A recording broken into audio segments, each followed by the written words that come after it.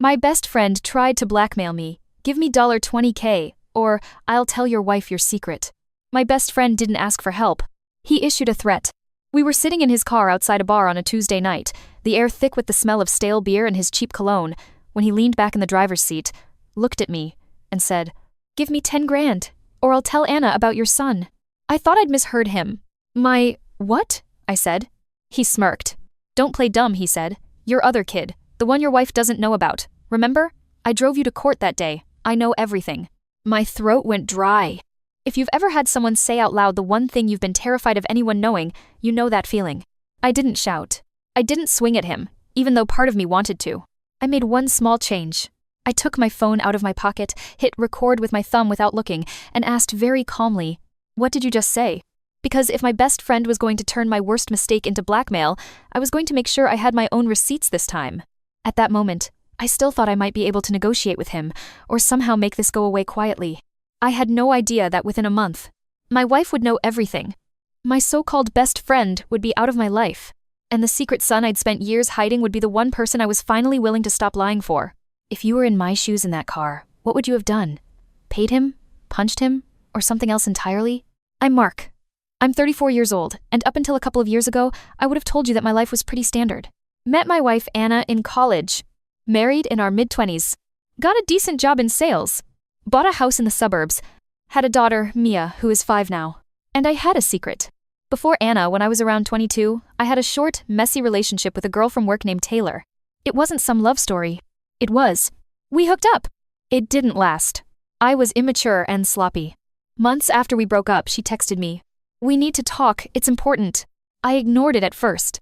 You know how you do that thing where you convince yourself if you don't open the message, the contents don't exist? She called. I finally picked up. "I'm pregnant," she said. "It's yours." Everything after that felt like static. We weren't together. We weren't stable. I was broke. She was not thrilled either. Several long, painful conversations later, she decided to keep the baby. I decided to step up in the way I could, even though I didn't want that life.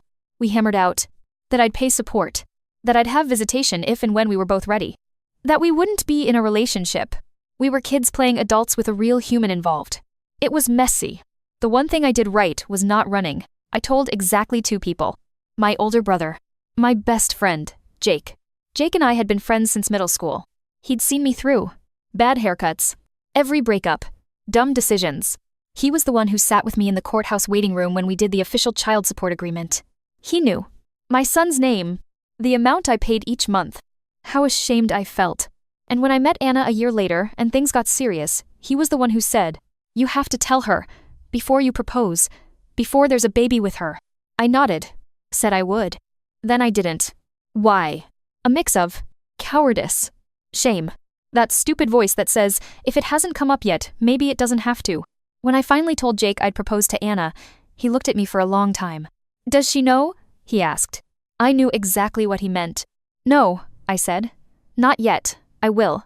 I just don't want this to be the first thing she thinks of when she thinks of me." He shook his head. "This is going to blow up in your face one day," he warned. "Secrets like this always do." He was right. Just not in the way either of us imagined.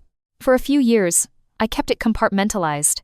I paid child support to Taylor every month. I saw my son Max, occasionally, at first. Birthdays. A park here and there. Then less, when she moved further away and our lives went in different directions. We weren't close. He knew I was his dad. I never lied to him. I just hadn't figured out how to be both his dad and Anna's perfect husband at the same time. Anna and I had Mia when I was 29. Holding her, I felt something crack open in my chest. Love. Terror. The whole cliché. And guilt. So much guilt.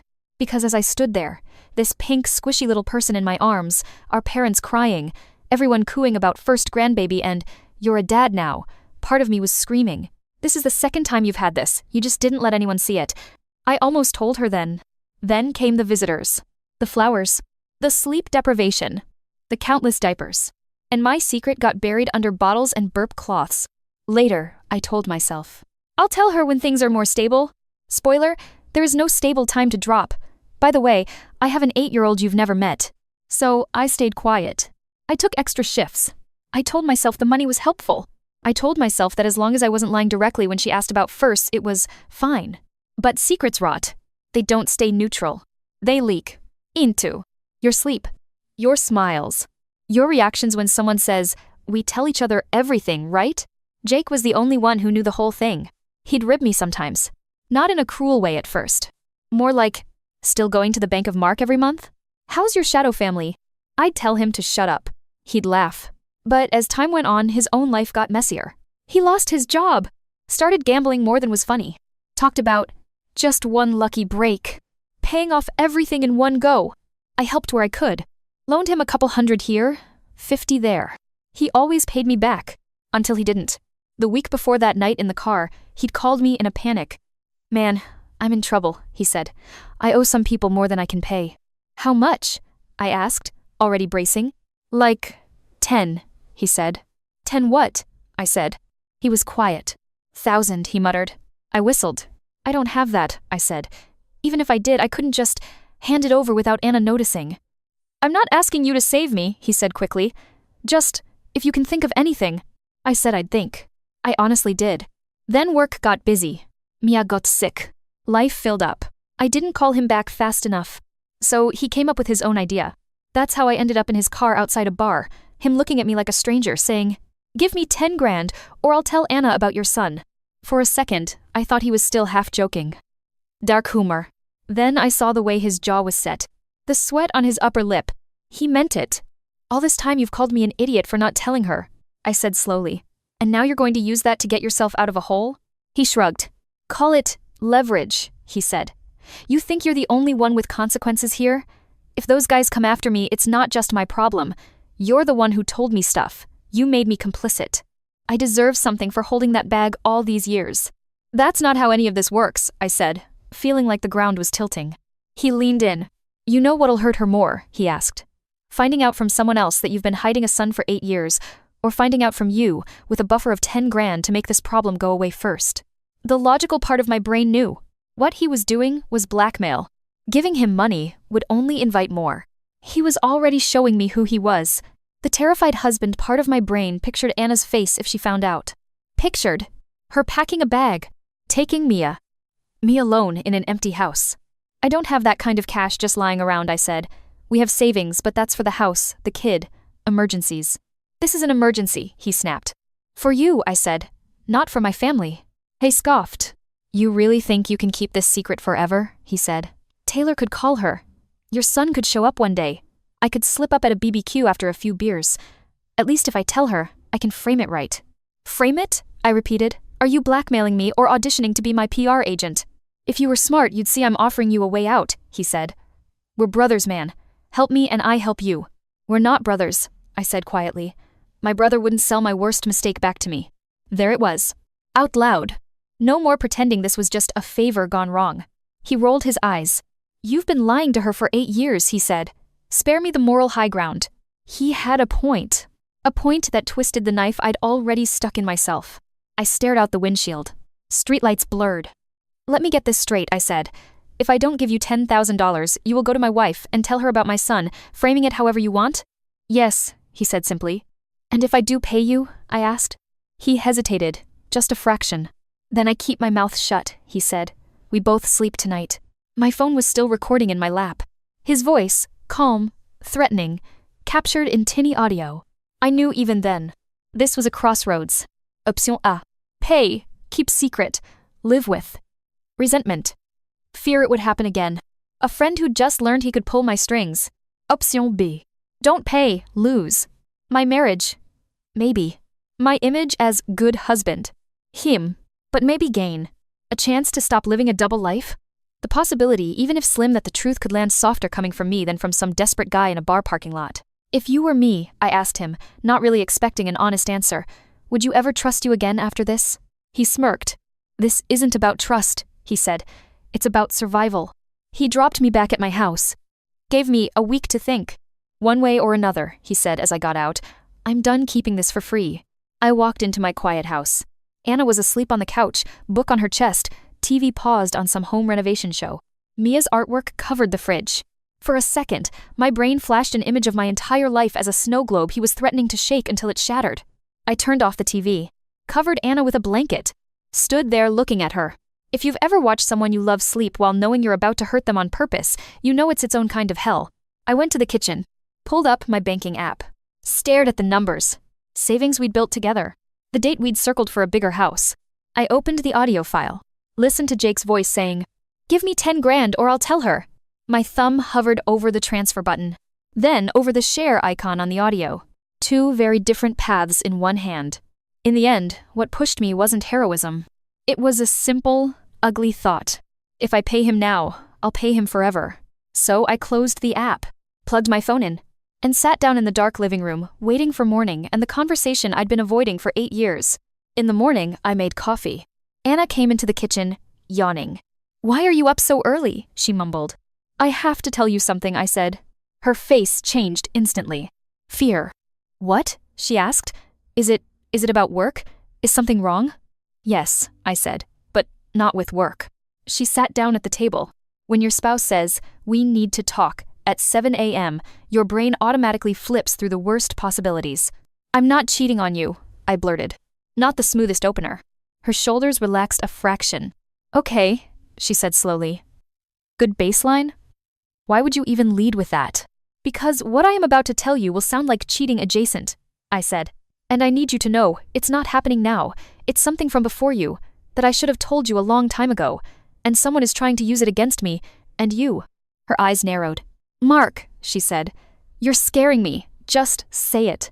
I took a breath that felt like inhaling gravel. "Before you," I said, "I had a short relationship with someone from work. Her name was Taylor. We didn't last. After we broke up, she got pregnant. The baby is mine. He's 8 now. I've been paying support since he was born. I see him sometimes. I never told you, and that's on me." The silence was so loud I could hear the fridge humming. Anna's face went through about 4 expressions at once. Shock. What? Calculation. Anna. "A child," she said finally. "You have another child." "Yes," I said. "I'm so sorry I didn't tell you before we got serious, before we got married, before Mia. I was ashamed. I told myself I'd ruined my chances at a normal life. When things with you started going well, I didn't know how to drop that bomb."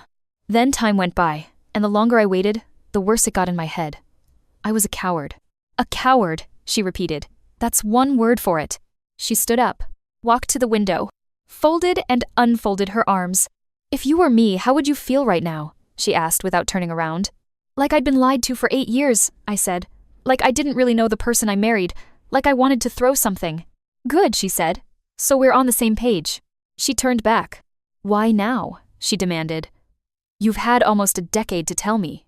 Why today?" "Because my best friend tried to sell my secret back to me," I thought. Out loud I said, "Because someone I trusted is threatening to tell you in the worst possible way. And no matter how badly I've handled this, you deserve to hear it from me, not from someone who wants to hurt us." "Who?" she asked. I hesitated. Said his name. Jake. Her jaw dropped. "Jake?" she said.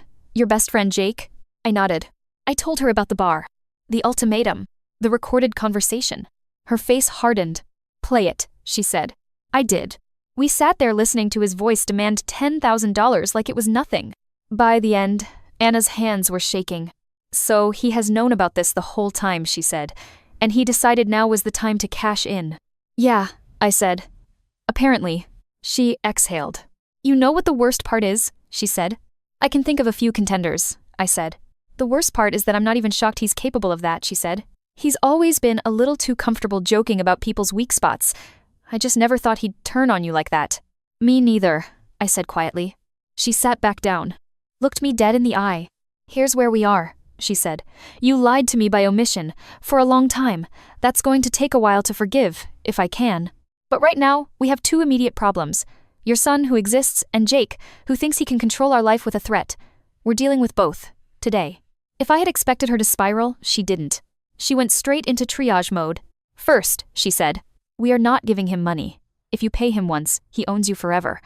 Second, we are going to call a lawyer and ask what, if anything, we can do about his threat. Third, at some point soon, I am going to meet your son, and we are going to figure out how to be honest with Mia when she's old enough. But this house, this marriage, we handle that as a team, or not at all." I nodded. "Do you want me to leave?" I asked. "To give you space." She looked at me for a long moment. Eventually, she said, maybe, but not because he set a deadline, because I decide what I need. For now, you're staying. You're going to work. You're going to pick up our daughter. You're going to tell Jake that this isn't how this story goes. She pushed the phone back to me. Call him, she said. Put it on speaker. He answered on the second ring. Have you decided you love your marriage or not? He said without hello. I've decided I won't be blackmailed, I said. Anna's here. She knows everything. You don't have anything to sell. Silence. Then, you told her? He said, sounding genuinely shocked. You idiot. Why would you do that to yourself? Because as bad as it is, it's better than owing you for the rest of my life, I said. We're done, Jake. As friends, as anything. Don't call me. Don't come to my house. If you reach out to Anna, we'll take the recording of your threat to the police and see what they think. You'd really blow up my life like that? He snapped. You tried to blow up mine for $10,000, I said. Actions, consequences. He swore at me. Said some things I won't repeat. Hung up. Anna let out a breath. Congratulations, she said. You've lost your 2 oldest relationships in one morning. One might come back. That one, she jerked her thumb toward the phone, shouldn't. She wasn't being cruel, just honest. We sat there in the quiet kitchen. Eventually, she said, I need space. I need therapy. You need therapy. We aren't okay. But you did one thing right today. You told me before he did.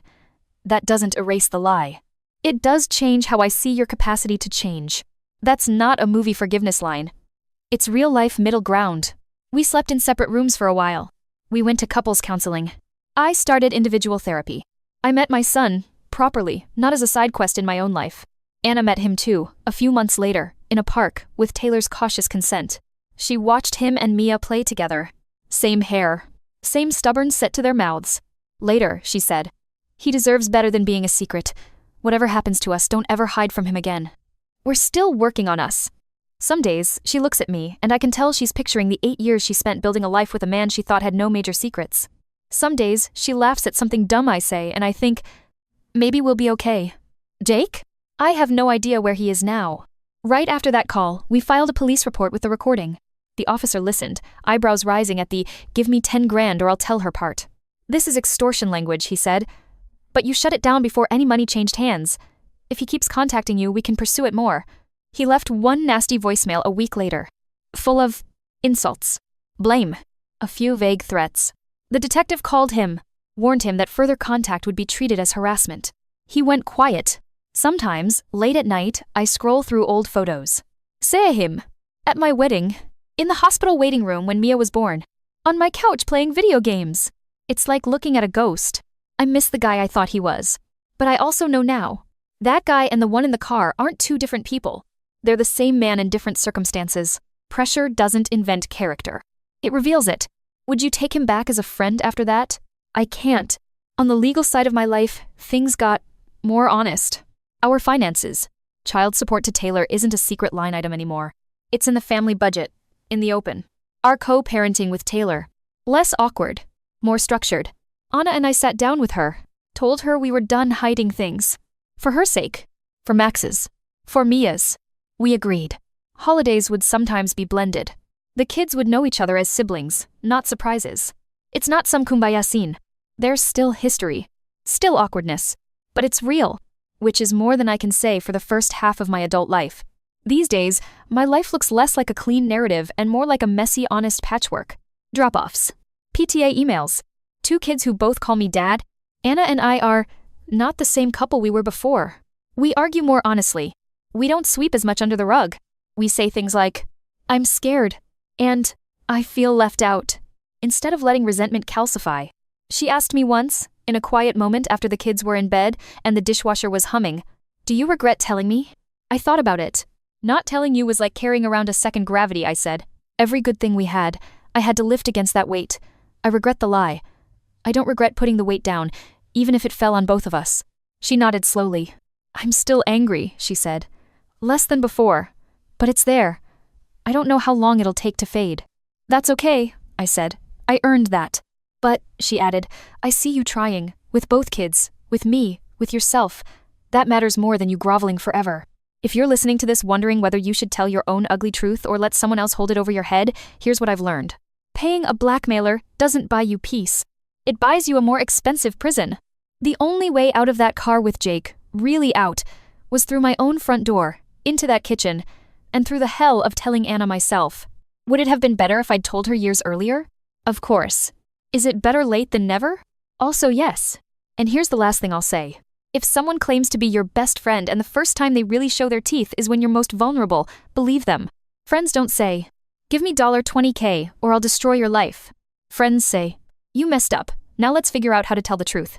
I didn't have that kind of friend back then. So I'm trying to be that kind of person now. For my kids. For my wife. And maybe, if I'm lucky, for future friends who will know the real me from the start. Instead of the edited version I let walk around for 8 years, waiting for someone else to weaponize the parts I was too scared to own. A few weeks ago, I was tucking Mia into bed when she asked me, out of nowhere, "Dad, do you have any secrets?" I felt my stomach flip the way it did that night in Jake's car, but this time I didn't look away. I sat down on the edge of her bed and said, "I used to. Big ones. They hurt people. So now I'm trying really hard not to keep secrets from the people I love." She thought about that, nodded in the serious way only a 5-year-old can, and said, "Okay. If I ever do something bad, I'll tell you before anyone else does." She pulled her blanket up to her chin and closed her eyes. Standing in her doorway, listening to her breathing even out, I realized that for the first time in my life, the person I was trying to protect with the truth wasn't me, it was her. And that, more than any amount of hush money, feels like the one bet I finally got right.